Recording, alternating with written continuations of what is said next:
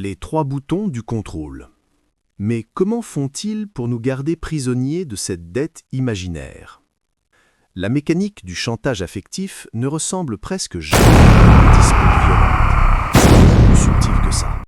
En réalité, le manipulateur affectif utilise un tableau de bord très simple, équipé de seulement 3 boutons.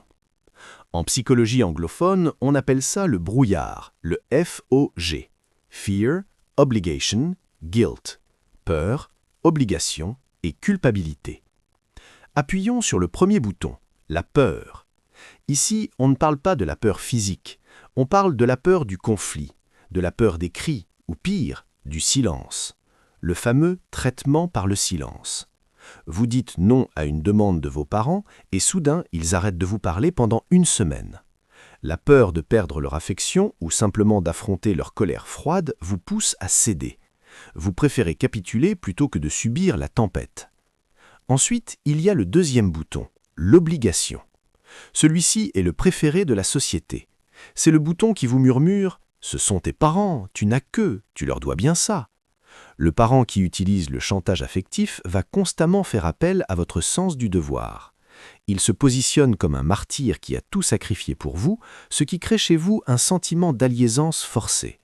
Vous n'agissez plus par amour, mais par contrat moral. Et enfin, l'arme de destruction massive, le 3e bouton, la culpabilité. C'est le chef-d'œuvre du chantage. Le parent ne se met pas en colère, non, il se place en victime. C'est le fameux soupir interminable au téléphone. C'est la phrase terrible « Ce n'est pas grave, je passerai les fêtes tout seul, j'ai l'habitude de toute façon ». La culpabilité est une toxine invisible. Elle s'infiltre dans votre cerveau et vous persuade que si votre parent est malheureux, c'est de votre faute. Peur, obligation, culpabilité.